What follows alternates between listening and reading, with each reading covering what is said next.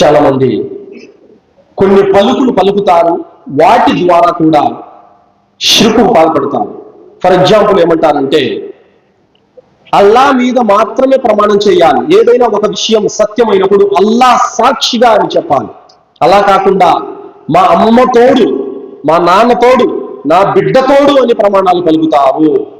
అల్లా సాక్షిగా కాకుండా అమ్మ తోడు, నాన్న తోడు, నా బిడ్డ తోడు, నా భార్య తోడు అని ఎవరైనా అంటే గనక అలాంటి వాడు కూడా షిర్కుకు పాల్పడినట్టే.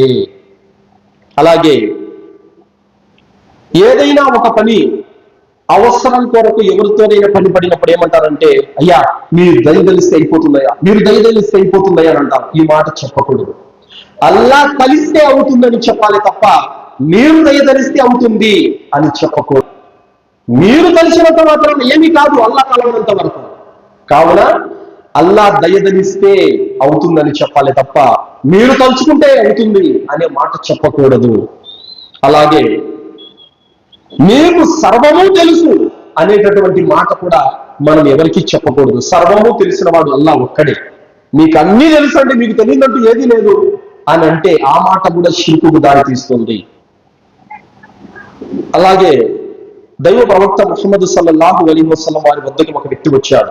వచ్చి ఏమన్నాడంటే, అల్లా యొక్క ప్రవక్త, నాకు ఒక పని పడింది, ఆ పని మీరు తలుచుకుంటే అయిపోతుంది అన్నాడు. ప్రవక్త సల్లల్లాహు అలైహి వసల్లం వారు తీవ్రంగా కోపడ్డారు. నేను తలుచుకుంటే అవుతుందని చెప్పొద్దు, అల్లా తలుచుకుంటే అవుతుందని చెప్పండి అని అన్నారు. కావున ఎవరైనా సరే మీరు తలుచుకుంటే అయిపోతుందని చెప్పకూడదు. అలాగే ఎవరైనా సహాయం చేసినప్పుడు మీరు దేవుడితో సమానమయ్యా అని చెప్పేసి అంటారు. ఈ రోజు ప్రజల్లో ఈ మాట సర్వసాధారణమైపోయింది. ఎవరు రవ్వంత సహాయం చేసినా దేవుడు లాంతోడు అయ్యారు, దేవుడితో సమానం అని చెప్పేసి అంటారు. ఈ మాట అతి ఘోరమైనటువంటి పాపం. మనిషి ఎంత సహాయం చేసినప్పటికీ, ఎంత పెద్ద సహాయం చేసినప్పటికీ, ఎంత మంచివాడైనప్పటికీ, ఎంత గొప్ప హోదాలో ఉన్నప్పటికీ కూడా దేవుడితో సమానము అనే మాట చెప్పకూడదు సోదరులారా. ఒకప్పుడు ఒకడు చెప్పుకున్నాడు, అలా రబ్బుకుముల అలా, నేనే మహోన్నతమైనటువంటి దేవుణ్ణి అని చెప్పుకున్నాడు. ఎవరు? ఫిరౌన్. ఏం చేశాడు? భావి తరాల వారికి గుణపాఠంగా చేశాడు అల్లాహ్ సుబ్హానహు వ తఆలా. కావున నేను దేవుణ్ణి అని చెప్పుకోవడం, ఫలానా ఆయన దేవుళ్ళు అనుకోవడం చెప్పుకోవడం, దేవుడు అంతటి మంచోడు అని చెప్పుకోవడం, ఇది తప్పు. ఎంత సహాయం చేసినా కూడా మనం ఏం చేయాలి? జజాకల్లాహు ఖైరా అని చెప్పాలి. అల్లా నీకు ఉత్తమమైన ప్రతిఫలాన్ని ప్రసాదించుగాక అని చెప్పాలి తప్ప నువ్వు దేవుడితో సమానం అని చెప్పకూడదు. ఒకటే మాట. ఆ మాట చెప్తే గొప్పోడు అయిపోతాడా? ఆ మాట చెప్తే అతని స్థాయి పెరుగుతుందా? పెరగదు. ఘోరమైన పలుకు పలికినట్టే ఆ మాట పలికితే. కావున ఆ మాట చెప్పకూడదు. అలాగే కొంతమంది ఈ మధ్యన కొన్ని ధార్మిక బోధన చేసేటటువంటి వాళ్ళు కూడా హద్దులు మీరి మాట్లాడడం మనం చూస్తున్నాం సోదరులారా. అల్లాను, ఆయన ప్రవక్తలు ఎగతాళి చేసి వ్యంగ్యంగా మాట్లాడినటువంటి దౌర్భాగ్యులు చనిపోతే వారి చావును ప్రగాఢ సానుభూతులు తెలియచేయడము, వారి ఆత్మకు శాంతి చేకూరాలని అల్లాను ప్రార్థించడము, అలాగే వారు దైవ సేవకులు, దేవుని దాసులని బిరుదులు ఇవ్వటము, తౌహీదు లోపాలు మనము ఇలాంటి వారిలో చూస్తున్నాము సోదరులారా. అల్లాను, ఆయన ప్రవక్తను ఎగతాళి చేసి మాట్లాడినటువంటి వారు అవిశ్వాసులు. ప్రవక్త సల్లల్లాహు అలైహి వసల్లం వారి యొక్క బోధనలను వ్యంగ్యంగా మార్చి చెప్పినటువంటి వాళ్ళు సత్య తిరస్కారులు. అలాంటి వారి యొక్క చావులకు సానుభూతి తెలియచేయడం, అలాంటి వారికి శాంతి చేకూరాలని ప్రార్థించడం, ఇలాంటి దౌర్భాగ్య స్థితులు కూడా నేను బోధకుల్లో చూస్తున్నామంటే ఆశ్చర్యం వేస్తుంది సోదరులారా. అల్లాహ్ సుబ్హానహు వ తఆలా ఖురాన్ గ్రంథంలో సూరా అహ్జాబ్ 57వ ఆయతలో అల్లాహ్ అంటున్నాడు, ఇన్నల్లదీన యు'దూన అల్లాహ వ రసూలహు లఅనహుముల్లాహు ఫిద్ దున్యా వల్ ఆఖిరా వ అ'ద్ద లహుమ్ అజాబన్ ముబీనా.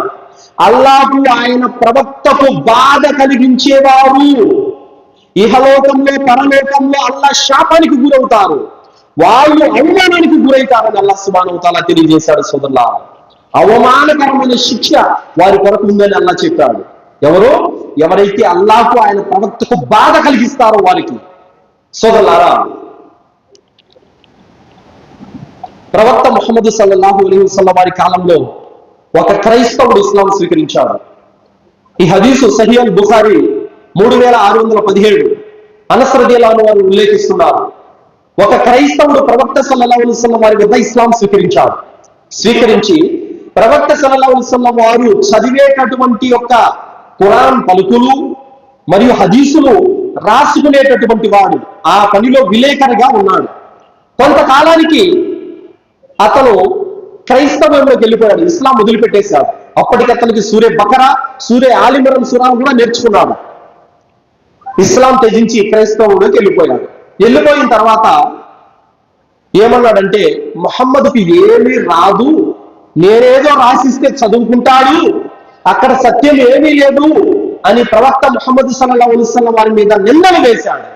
ప్రవక్త సల్లల్లాహు అలైహి వసల్లం వారి మీద అబద్ధాలు కల్పించాడు. అల్లాహ్ సుబ్హానహు వ తఆలా అతని చావును ఎలా చేశాడో తెలుసా? అతను కొంతకాలానికి చనిపోయాడు. క్రైస్తవులు అతనికి ఖననం చేశారు. తెల్లవారి చూస్తే శవం బయట ఉంది. వాళ్ళు ఏమనుకున్నారంటే, ఇతను ఇస్లాం వదిలిపెట్టి క్రైస్తవంలోకి వచ్చాడు కదా, ఇది ముహమ్మద్ మరియు అతని అనుచరుల పని ఉంటాదని మరొక చోట లోతుగా తవ్వి పూడ్చిపెట్టారు. మళ్ళీ తెల్లవారి చూస్తే శవం బయట ఉంది. మళ్ళీ ఎంతకంటే ఎక్కువ లోతులో పూడ్చిపెట్టారు, మళ్ళీ బయట ఉంది శవం.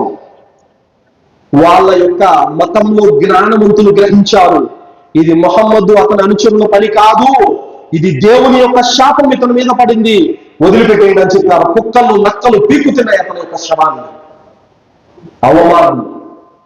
ఎవరైతే ప్రవక్తలు ఎగతాళి చేసి మాట్లాడుతారో, ఎవరైతే ప్రవక్త మాటలను వక్రీకరిస్తారో, ఎవరైతే ప్రవక్త యొక్క మాటలను వ్యంగ్యంగా మార్చి చెబుతారో, అలాంటి వారి కొరకు ఇహలోకంలో పరలోకంలో అవమానకరమైనటువంటి శిక్ష వారి కొరకు సిద్ధంగా ఉంది సోదరులారా. కావున ప్రవక్త ముహమ్మద్ సల్లల్లాహు అలైహి వసల్లం వారి యొక్క స్థాయిని గుర్తించాలి. ఆయన చిట్ట చివరి ప్రవక్త. క్రైస్తవులు కానీ యూదులు కానీ ఎవరైనా సరే ప్రవక్త ముహమ్మద్ సల్లల్లాహు అలైహి వసల్లం వారిని విశ్వసించకపోతే వారికి స్వర్గం లేదు, వారికి పరలోకంలో మోక్షం లేదు. ప్రవక్త సల్లల్లాహు అలైహి వసల్లం వారిని విశ్వసిస్తేనే వారికి స్వర్గం ఉంది సోదరులారా. కావున అలాంటి సత్య తిరస్కారులు చనిపోతే ఎవరో కొందరు వెళ్ళి ప్రగాఢ సానుభూతిని తెలియజేయడము, వాళ్ళ ఆత్మకు శాంతి చేకూరాలని ప్రార్థించడము, ఇలాంటి తౌహీద్ అకీదా లేనటువంటి ఒక బోధకుల మాటలు వినకూడదు సోదరులారా. మీరు కూడా మార్గం తప్పుతారు. ఎప్పుడైతే తౌహీద్ అవగాహన ఉంటుందో ఏది చెయ్యొచ్చు, ఏది చేయకూడదు, ఏది మాట్లాడచ్చు, ఏది మాట్లాడకూడదు గ్రహిస్తాడు సోదరులారా. కావున తౌహీద్ అవగాహన అనేది ప్రతి ఒక్కరికి అవసరం.